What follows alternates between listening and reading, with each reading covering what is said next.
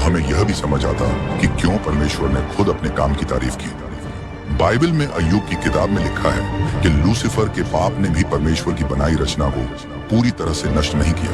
पाप के बावजूद वह अब भी शक्तिशाली बना रहा। परमेश्वर ने पवित्र खामोशी के बीच लूसीफर को अकेले बुलाया। उनकी आवाज जो गहरी नदी की तरह थी, प्यार और धैर्य से लूसीफर को संबोधित करती थी। लूसीफर, मेरे बेटे, जो परफेक्शन की मिसाल है, मैं महसूस कर रहा हूँ कि तुम्हारे विचार मुझसे दूर जा रहे हैं। तुम्हारे दिल में ऐसे ख्याल आ रहे हैं जो तुम्हें अनंत से अलग कर रहे हैं। लूसीफर ने शांत चमक के साथ अपने सृजनकर्ता की ओर देखा और जवाब दिया, पिता, क्या आपने मुझे समझने और खोजने के लिए नहीं बनाया? मुझे आपकी रचना की गहराई को समझने से ज्यादा और कुछ नहीं चाहिए। क्या आपको लगता है कि यह गलत है? परमेश्वर का दुख गहरा था लेकिन शांत। उनका बड़ा और धैर्य से भरा दिल उस आजादी को समझता था जो उन्होंने दी थी। वे जानते थे कि घमंड के बीच सबसे पवित्र जगह में भी उग सकते हैं। परमेश्वर ने धीरे से कहा, लूसीफर, तुम्हारी समझने की इच्छा अच्छी है, लेकिन तुम्हारे विचार खुद पर केंद्रित होते जा रहे हैं। तुम उस रोशनी से मोहित हो गए हो जो मैंने तुम्हारे अंदर रखी है। तुम भूल गए हो कि यह रोशनी मेरे प्यार का प्रतिबिंब है, न कि तुम्हारा खुद का स्रोत। लूसीफर ने अपनी नजरें झुका ली, लेकिन उसके अंदर न समझ पाने और घमंड की आग जलने लगी। हे प्रभु, मैंने कभी कुछ ऐसा नहीं चाहा जो आपका न हो। मेरी रोशनी, ये रोशनी तो आपका दिया हुआ तोहफा है। मैं आपसे कैसे दूर हो सकता हूँ जब आपने ही अपनी इच्छा से मुझे बनाया है। परमेश्वर ने उसे अनंत ममता भरी आंखों से देखा।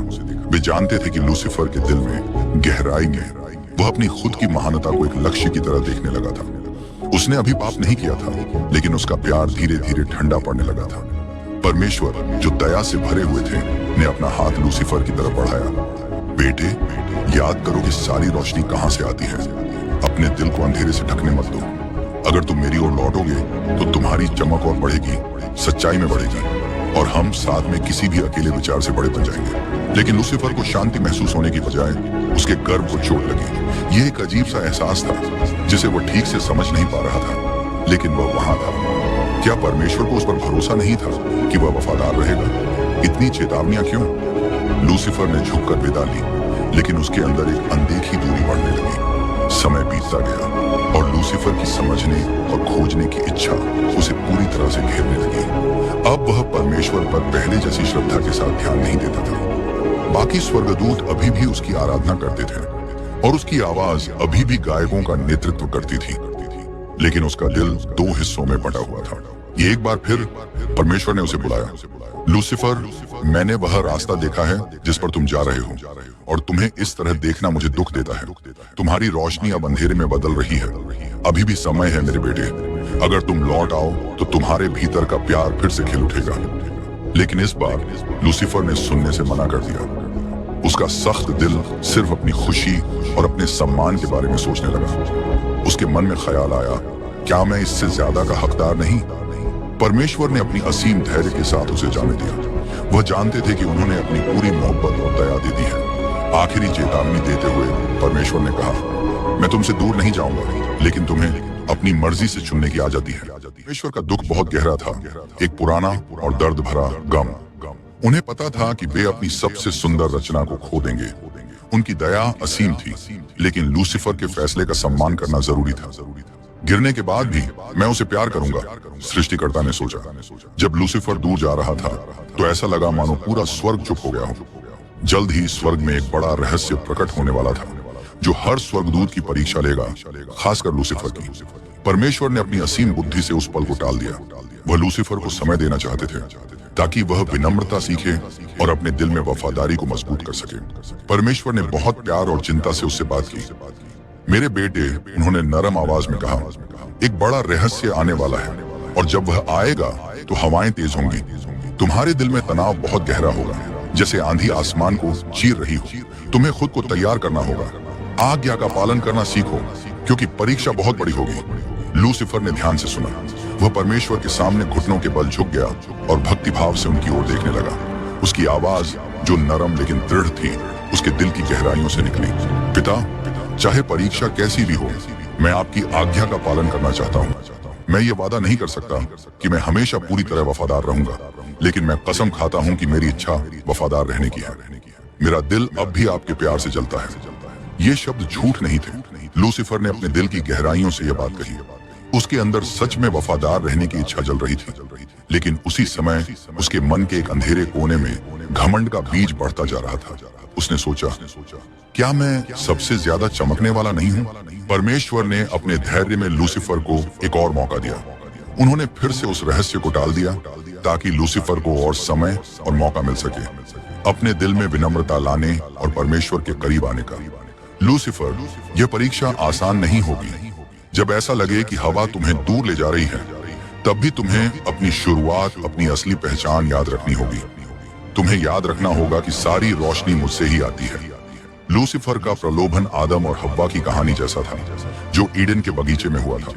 वह बगीचा धरती पर एक स्वर्ग जैसा था, जहां शांति और प्यार का माहौल था।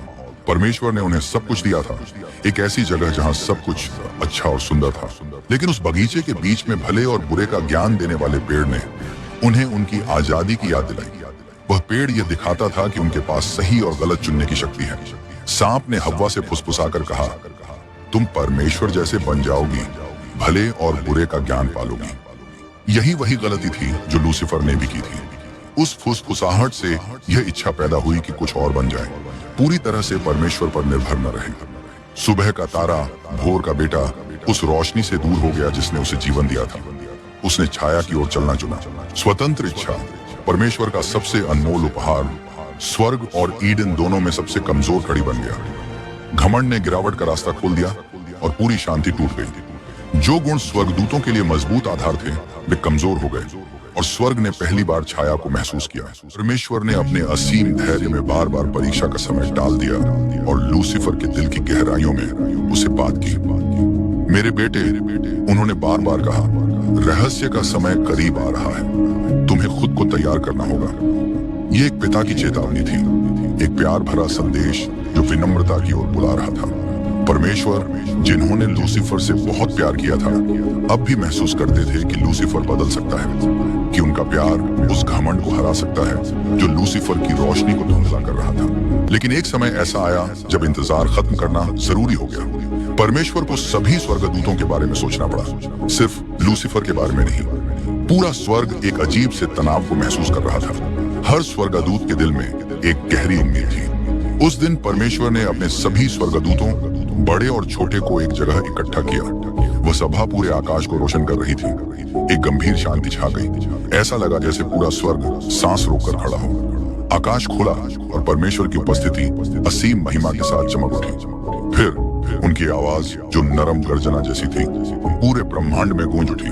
मैं एक भौतिक ब्रह्मांड बनाऊंगा, परमेश्वर ने घोषणा की। एक ऐसी जगह जहां जीवन फले फूलेगा, एक ऐसी जगह जो मेरे प्यार और महिमा को एक नए तरीके से दर्शाएगी। फिर परमेश्वर ने स्वर्गदूतों के सामने वो दृश्य दिखाया जो होने वाला था। तारे, आकाश गंगाएं और ग्रह जो पूरी तरह से संतुलित होकर घूम रहे थे। और इन ग्रहों में से एक थी धरती, एक ऐसी जगह जहां जीवन अपनी सबसे बड़ी सुंदरता के साथ फलेगा फूलेगा। स्वर्गदूत हैरानी और खुशी के साथ ये सब देख रहे थे। उनके दिलों में खुशी बढ़ने लगी, जैसे वे एक ऐसा सपना देख रहे हों जिसे उन्होंने कभी सोचा भी नहीं था। लेकिन फिर परमेश्वर ने बोलना जारी रखा और उनकी बातें और भी रहस्यमयी हो गई। मैं सिर्फ यह ब्रह्मांड नहीं बनाऊंगा, उस ग्रह पर मैं अपनी छवि और समानता में जीवों को बना